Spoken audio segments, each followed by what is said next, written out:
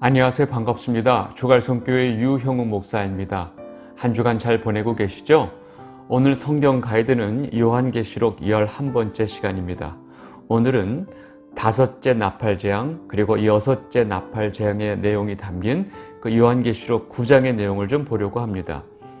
이 부분을 읽는 많은 성도들이 내용이 너무 무서우니까 왜 이런 내용이 성경에 있어야 하나요? 라고 생각할 정도로 굉장히 섬뜩한 내용입니다. 우리는 이 내용이 진짜 우리가 무서워해야 할 내용인지 분명하게 알아야 합니다. 그리고 오늘 이 부분을 잘 이해를 해야 그 다음 이어지는 내용을 잘 이해할 수 있습니다. 여러분들 오늘 정신을 좀 바르게 하시고 잘 따라오시면 좋을 것 같습니다. 지난주에 제가 나팔재앙을 설명을 해드리면서 7 나팔재앙의 특징은 하나님을 믿지 않는 불신자들에 대한 재앙이다 라는 사실을 분명히 말씀을 드렸습니다. 그렇다고 성도에게는 아무런 영향이 없다고 생각하시면 안 됩니다. 성도들 중에는 세상에 빠져 사는 자들이 많이 있기 때문에 그들은 이러한 재앙을 통해서 정신이 번쩍 들고 다시 정신 차리고 하나님 앞에 돌아오게 되는 계기가 되기 때문입니다. 그리고 이러한 무서운 재앙 속에서도 하나님께서는 그 애굽의 그 열 재앙 때와 마찬가지로 하나님의 백성들은 확실하게 지키고 보호하신다는 사실입니다. 여러분 이러한 사실을 분명히 아시고 이제 9장의 내용을 좀 보도록 하겠습니다. 요한계시록 9장 1절입니다. 5째 천사가 나팔을 불매 내가 보니 하늘에서 땅에 떨어진 별 하나가 있는데 그가 무저갱의 열쇠를 받았더라. 5째 천사가 나팔을 불고 이제 요한이 보니까 하늘에서 땅에 떨어진 별 하나가 있습니다. 그리고 그 별이 무저갱의 열쇠를 받았다고 합니다. 여러분 하늘에서 땅에 떨어진 그 별이 무엇일까요? 우리는 별이라고 하면 굉장히 아름다운 동화 속에 나오는 별을 생각합니다. 여러분 지금 그런 생각은 하지 마시고 지금 하늘에서 떨어진 별이 무엇인지 여러분들이 쉽게 알 수 있도록 제가 힌트를 드리도록 하겠습니다. 이사야 14장 12절에서 14절입니다. 너 아침의 아들 계명성이여 어찌 그리 하늘에서 떨어졌으며 너 열국을 엎은 자여 어찌 그리 땅에 찍혔는고 내가 내 마음에 이르기를 내가 하늘에 올라 하나님의 뭇별 위에 내 자리를 높이리라. 내가 북극지 베이 산 위에 앉으리라. 가장 높은 구름에 올라가 지극히 높은 이와 같아지리라 하는도다. 여러분 지금 이 말씀 하나로 하늘에서 떨어진 별 하나가 무엇인지 우리는 금방 알 수 있지만 제가 말씀 하나 더 보도록 하겠습니다. 누가복음 10장 18절입니다. 예수께서 이르시되 사탄이 하늘로부터 번개같이 떨어지는 것을 내가 보았노라. 아멘. 여러분 제가 더 이상 설명할 필요도 없이 지금 이 하늘에서 떨어진 별은 바로 사탄을 말하고 있습니다. 여러분 이 요한계시록을 너무나 여러 사람들이 좀 다르게 해석하는 경우가 많이 있는데 어떤 분은 지금 이 하늘에서 떨어진 별이 예수 그리스도다라고 말하시는 분이 있습니다. 왜냐하면 예수님께서 이 요한계시록 1장 18절에 내가 사망과 음부의 열쇠를 가졌다라고 말씀하셨기 때문이라고 말합니다. 여러분 이런 주장을 하시는 분은 일단 국어 공부를 조금만 더 해야 됩니다. 왜냐하면 열쇠를 가지고 있는 것과 열쇠를 누구로부터 받았다는 것도 지금 구분을 못하고 있기 때문입니다. 여러분 지금 하늘에서 떨어진 그 별은 누군가로부터 이 무저갱의 열쇠를 받았다라고 지금 분명하게 설명하고 있습니다. 그러면 누구한테 받았을까요? 아시겠죠? 여러분 결국 이 마귀라는 존재는 이 땅에 떨어져서 이 하나님 나라의 완성 때까지 하나님의 심판의 도구로 사용된다는 사실을 우리는 여기서 분명히 알 수 있습니다. 이어지는 다음 말씀 보겠습니다. 요한계시록 9장 2절입니다. 그가 무저갱을 여니 그 구멍에서 큰 화덕의 연기 같은 연기가 올라오매 해와 공기가 그 구멍의 연기로 말미암아 어두워지며. 여러분 보통 성경에서 연기라고 하는 것은 이 하나님의 거룩과 하나님의 현현을 표현할 때 이 연기가 등장을 합니다. 그런데 지금 이 무저갱을 여니까 연기가 나오는 것이 아니고 그 연기 같은 연기가 올라온다고 말합니다. 왜 요한이 연기가 아니고 연기 같은 연기라고 표현했을까요? 이것은 바로 이 마귀의 속임수를 설명하려고 이렇게 표현을 한 것입니다. 요한계시록 전체 내용을 보면 이 사탄의 세력은 끊임없이 하나님 흉내를 내고 있습니다. 좀 전에 이사야 말씀에서도 이 사탄이 뭐라고 말하느냐? 지극히 높은 이와 같아지리라 라고 말을 했다고 설명하고 있습니다. 결국 사탄이 무저갱을 열 때 그 구멍에서 나오는 이 연기 같은 연기는 사람을 미혹하는 연기입니다. 그렇게 하나님의 흉내를 내고 있는 이 마귀의 세력이 하나님의 인을 받지 아닌 자들을 미혹해서 심판의 자리로 끌고 간다는 것을 보여주고 있습니다. 여러분, 이 연기 같은 연기는 해와 공기를 어둡게 합니다. 빛을 가리고 있는 이 연기 같은 연기는 사람들로 하여금 상황을 분별하지 못하게 하고 무엇이 진리인지 무엇이 가짜인지 구별을 못하게 하는 이 상황을 지금 말하고 있습니다. 결국 하나님의 인을 받지 아니한 사람들은 이 연기 같은 연기에 속아서 이 사망의 심판으로 떨어지게 되는 것을 설명하고 있습니다. 다음 말씀 보겠습니다. 요한계시록 9장 3절입니다. 또 황충이 연기 가운데로부터 땅 위에 올라오매 그들이 땅에 있는 전갈의 권세와 같은 권세를 받았더라. 이제 그 연기 같은 연기가 나왔던 그 무저갱의 구멍에서 황충이가 나옵니다. 여러분, 황충이가 뭐예요? 메뚜기죠. 구약 성경에 딱 메뚜기 하면 생각나는 거 있죠? 바로 요엘서. 지금 사도 요한은 그 요엘서에서 하나님의 심판의 그 도구로 사용되었던 그 메뚜기의 엄청난 파괴력 또 무서움의 이미지를 이용하고 있습니다. 어떤 세대주의 신학자는 이 황충이를 미국의 아파치 핵이라고 설명을 했습니다. 여러분, 영화 같고 재미있기는 한데 이렇게 하나님 말씀, 성경 말씀 가지고 장난치면 안 되는 거 아시죠? 요한은 지금 이 구약 성경에 나오는 이 메뚜기 이미지를 이용해서 지금 이 재앙의 엄청난 파괴력을 강조하고 있습니다. 여러분, 실제로 이 하늘을 뒤덮은 이 메뚜기 떼는 해를 가려가지고 이 먹구름이 낀 것 같이 보이기도 하고 갑자기 나타났다가 갑자기 사라지는 아주 신출귀몰한 곤충들입니다. 이 마귀의 세력이 꼭 이와 같기 때문입니다. 그리고 이 황충이는 전갈의 권세와 같은 권세를 가지고 있다고 지금 설명합니다. 현실적으로 메뚜기 떼가 나타나면 그 지역의 모든 농작물 그리고 나무와 열매들이 완전 초토화됩니다.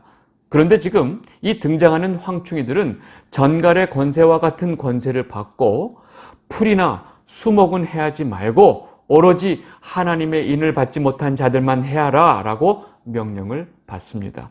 요한계시록 9장 4절, 그들에게 이르시되 땅의 풀이나 푸른 것이나 각종 수목은 해하지 말고 오직 이마에 하나님의 인침을 받지 아니한 사람들만 해하라 하시더라. 아멘. 여러분, 지금 황충이는 황충이가 아니고 황충이의 이미지를 이용해서 지금 마귀의 세력들을 표현하고 있다는 것을 이해하셔야 됩니다. 황충이가 이렇게 사람들을 해하기는 하지만 죽이지는 못합니다. 그리고 5달 동안 사람들을 괴롭히는데 그 괴로움이 너무 심해서 죽고 싶어 하지만 절대로 죽을 수도 없는 괴로움입니다. 요한계시록 9장 5절에서 6절, 그러나 그들을 죽이지는 못하게 하시고 5달 동안 괴롭게만 하게 하시는데 그 괴롭게 함은 전갈이 사람을 쏠 때 괴롭게 함과 같더라. 그날에는 사람들이 죽기를 구하여도 죽지 못하고 죽고 싶으나 죽음이 그들을 피하리로다. 여러분, 사람이 죽고 싶을 만큼 괴로움이 심한데 마음대로 죽지도 못합니다. 인간이 느낄 수 있는 가장 극심한 고통과 괴로움을 지금 이렇게 표현을 하고 있습니다. 우리는 여기서 지금 이 황충이가 가지고 있는 전갈의 권세와 같은 권세가 무엇을 표현하고 있는지 알아야 합니다. 여러분, 구약 성경에서 전갈이 의미하는 것은 실제 그 전갈이 아니고 하나님 은혜 통치 밖에 있는 자들, 즉 하나님을 거부하고 살아가는 이 세상을 표현할 때 전갈이라는 표현을 쓰고 특별히 패역한 족속, 죄인들을 가리킬 때 전갈이라는 표현을 사용합니다. 에스겔 2장 5절에서 6절입니다. 그들은 패역한 족속이라. 그들이 듣든지 아니 듣든지 그들 가운데 선지자가 있음을 알지니라. 인자야, 내가 비록 가시와 찔레와 함께 있으며 전갈 가운데에 거주할지라도 그들을 두려워하지 말고 그들의 말을 두려워하지 말지어다. 그들은 패역한 족속이라도 그 말을 두려워하지 말며 그 얼굴을 두려워하지 말지어다. 아멘. 지금 하나님께서 에스겔에게 내가 정갈 가운데 거할지라도 라고 말씀하고 계신데, 지금 이 말씀은 내가 패역한 족속 가운데 거주할지라도의 의미로 지금 말씀하고 계십니다. 지금 이 패역한 족속은 하나님을 거부하고 이 세상의 원리에 따라서 풍요로움을 준다고 하는 그 우상을 섬기는 자들을 말하고 있습니다. 여러분, 지금 무저갱에서 올라온 황충이가 전갈의 권세와 같은 권세를 가지고 이 불신자들을 괴롭게 한다는 것이 무슨 의미인지 우리는 분명히 알 수 있습니다. 여러분, 그것은 이 하나님을 떠난 자들, 하나님을 거부하는 자들, 즉 하나님 은혜의 통치 영역 밖에 사는 이 세상에 사는 사람들은 이 세상의 삶의 원리로 살아가고 있습니다. 그런데 그들은 자신들이 만들어 놓은 그 세상의 삶의 원리로 인해서 괴로움을 받을 수밖에 없다는 것을 말하고 있습니다. 여러분, 이 세상에 살고 있는 모든 죄인들의 이 궁극적인 삶의 목표가 무엇인가요? 바로 내 배를 살찌우는 것입니다. 오로지 나만을 위해서 사는 것입니다. 내가 더 잘 살기 위해서, 내 배를 더 채우기 위해서 다른 사람을 괴롭히고 다른 사람을 죽이기까지 합니다. 내 배가 최우선이 되는 세상입니다. 힘 있는 자가 자기 배를 채우기 위해서 약한 자들을 파리같이 죽이는 세상입니다. 이런 세상에서 사람들 마음속에는 언제나 미움, 다툼, 시기, 질투, 전쟁, 경쟁, 분냄, 이런 것들이 존재할 수밖에 없습니다.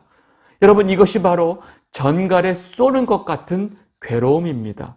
여러분, 죄인들 스스로가 이러한 것들을 만들어내고 이러한 것들이 서로를 죽이는 역할을 하는 것입니다. 이런 죄인의 특성을 자극해서 서로가 서로를 죽이는 세상을 지금 마귀의 세력인 황충이가 만들고 있는 것입니다. 디모데전서 6장 9절에서 10절입니다. 부하려 하는 자들은 시험과 올무와 여러 가지 어리석고 해로운 정욕에 떨어지나니 곧 사람으로 침륜과 멸망에 빠지게 하는 것이라.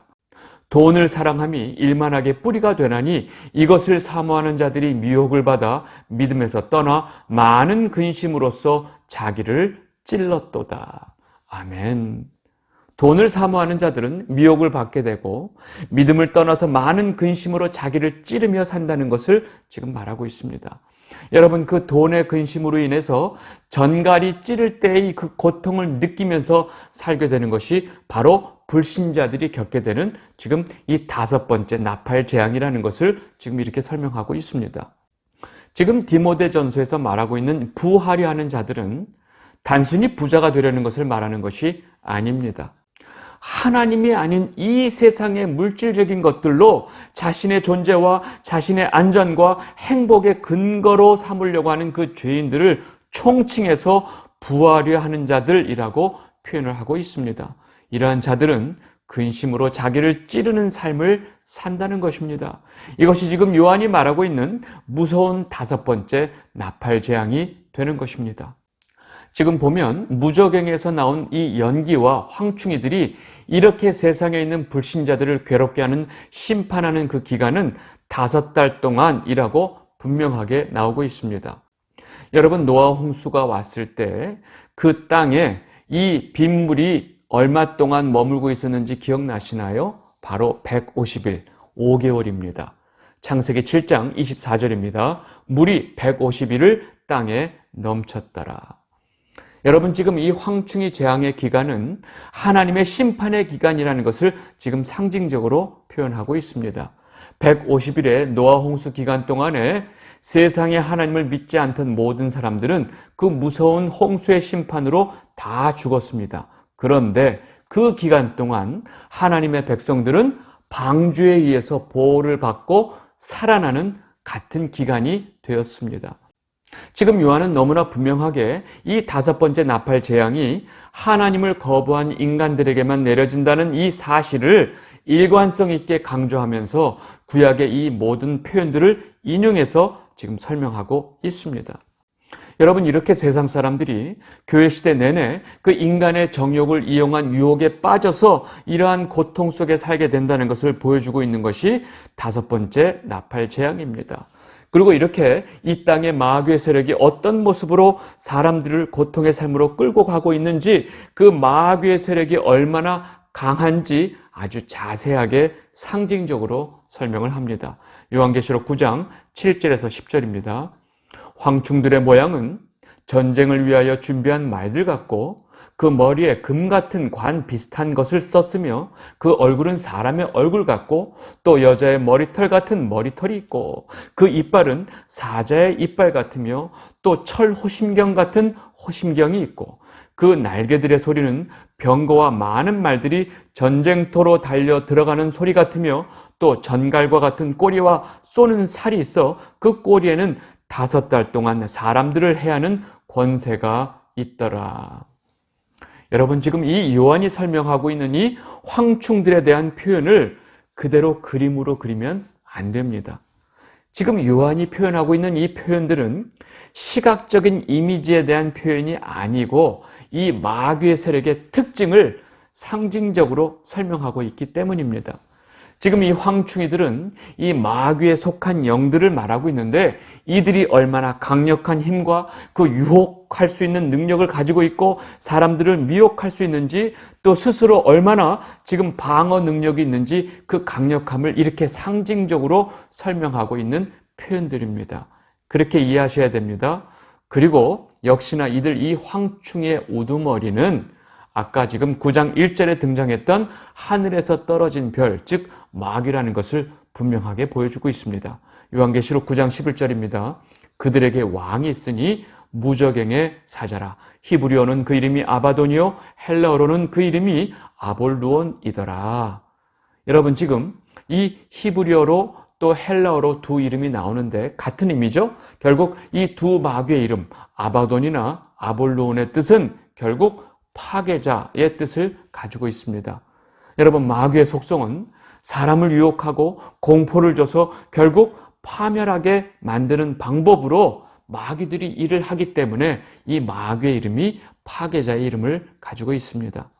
여러분, 제가 이 다섯 번째 나팔 재앙을 좀 길게 설명을 했는데 정리를 해보겠습니다. 이 땅에 떨어진 그 사탄이 이 무저갱의 열쇠를 받아서 그 문을 열면 이 땅에 이 마귀의 영들이 쏟아져 나오고 그들이 하나님의 흉내를 내면서 하나님을 믿지 않는 자들을 미혹하고 공격합니다. 그들은 이 세상에 눈에 보이는 그 화려한 것들, 현란한 것들, 그리고 이 막강한 힘, 이러한 것들로 인해서 그 사람들의 마음과 정신을 쏙 빼앗게 됩니다.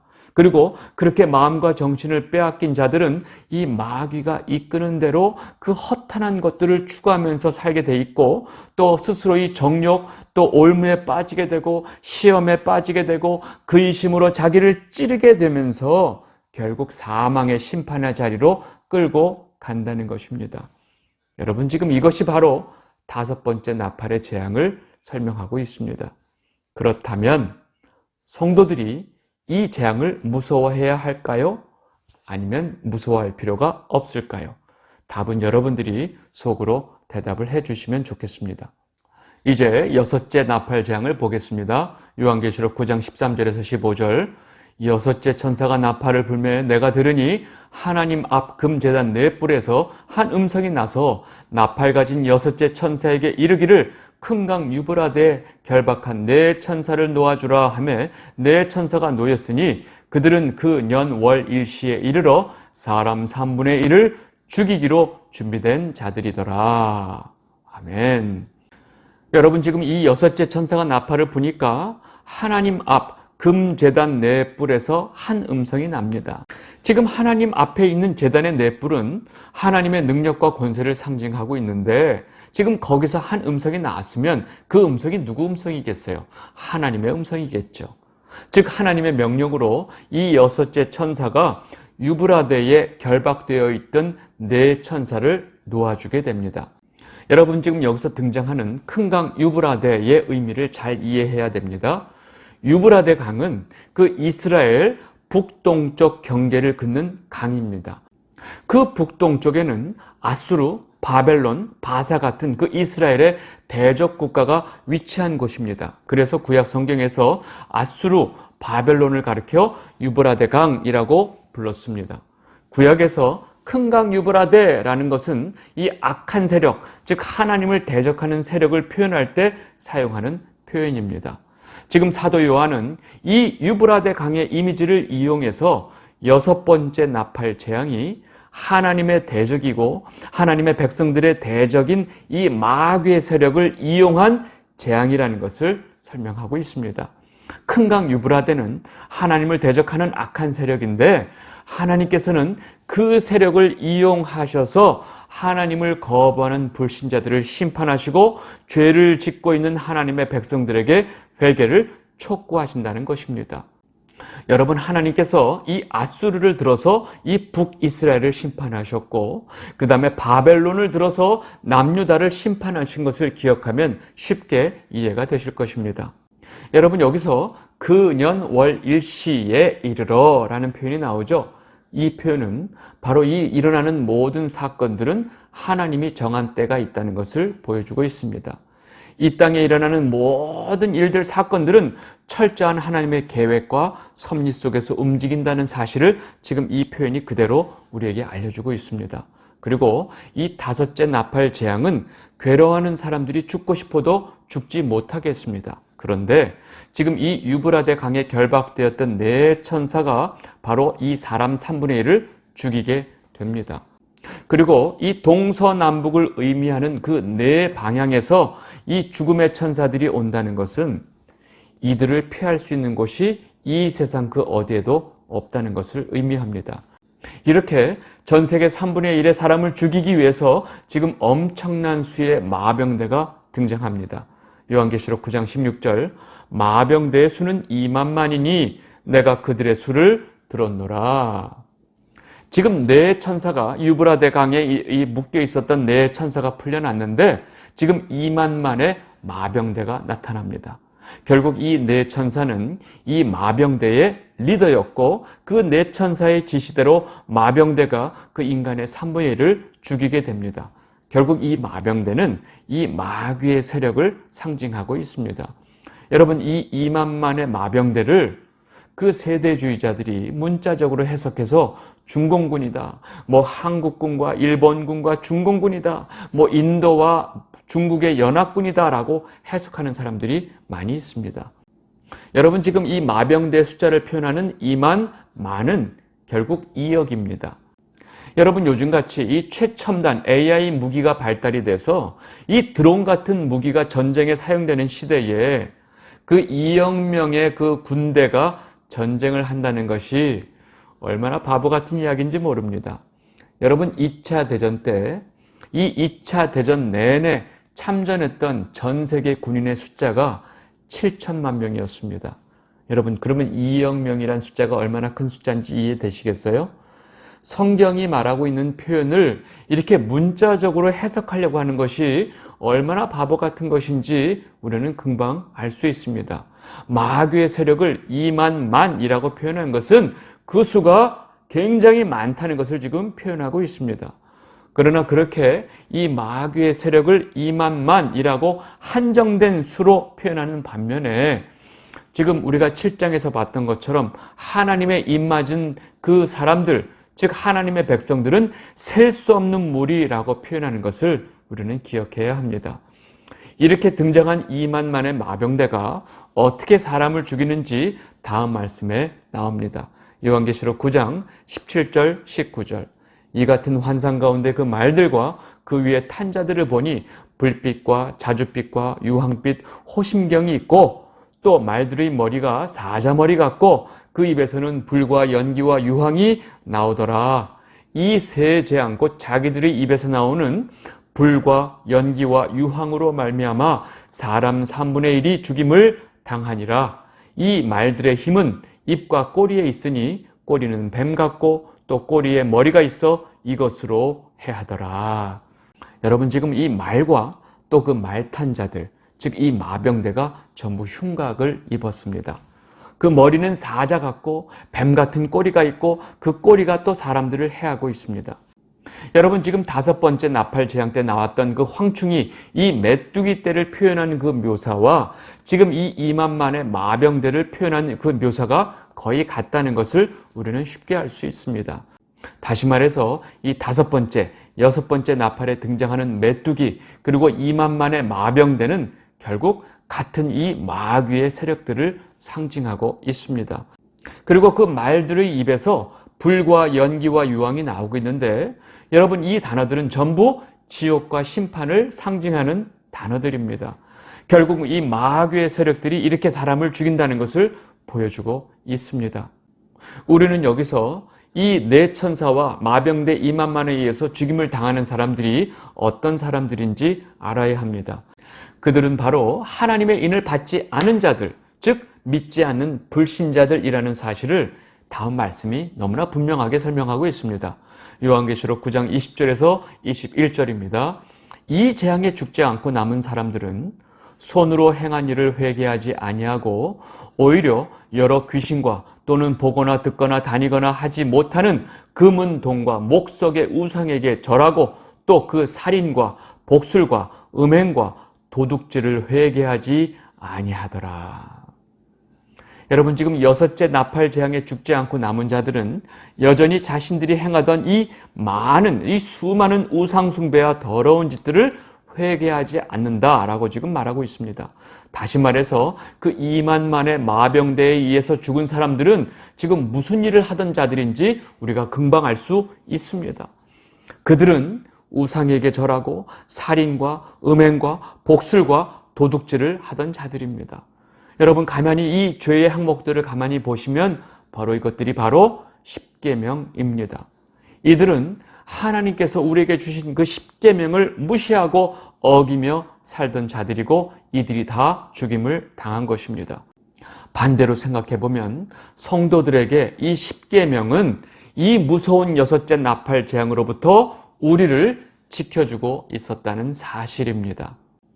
이 영상을 보고 계신 주갈성 성도 여러분, 지금 우리가 읽기만 해도 너무 무서워서 읽기 싫었던 이 요한계시록 9장의 내용을 자세히 살펴봤습니다. 여러분 이 9장의 내용을 자세히 보니까 성도인 우리가 이 내용을 읽으면서 무서워해야 할 내용인가요? 지금 주님께서 요한을 통해서 당시 이 로마의 무서운 그 기독교 박해로 두려움에 떨고 있는 이 교회들에게 그 더 무서워하라고 지금 이 편지를 보내고 있을까요? 주님은 지금 성도들에게 그렇게 무서워하지 말라고 지금 오히려 위로를 주고 계시고 있고 이 세상의 이 모든 악한 세력들, 지금 너희들을 핍박하고 있는 이 세상의 모든 세력들은 다 내 손에 있다라는 이 분명한 사실을 지금 너무나 자세하게 확실하게 알려주고 있는 것입니다. 그리고 성도지만 여전히 이 세상의 유혹에 빠져 살고 있는 자들이 이제라도 회개하고 돌아오기를 바라시는 마음으로 이렇게 분명한 영적인 사실들을 지금 알려주고 있는 것입니다. 이 모든 일들이 지금 이 세상에 일어나고 있고 또 앞으로 일어날 것입니다. 뿐만 아니라 이전의 역사 내내 이런 재앙들이 일어났다는 사실을 여러분들 분명히 기억하시기 바랍니다.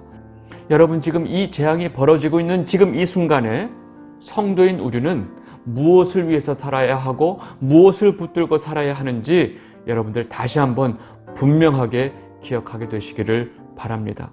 오늘 이 강의는 로마서 12장 2절 말씀을 읽으면서 마무리하도록 하겠습니다. 로마서 12장 2절 너희는 이 세대를 본받지 말고 오직 마음을 새롭게 함으로 변화를 받아 하나님의 선하시고 기뻐하시고 온전하신 뜻이 무엇인지 분별하도록 하라. 아멘.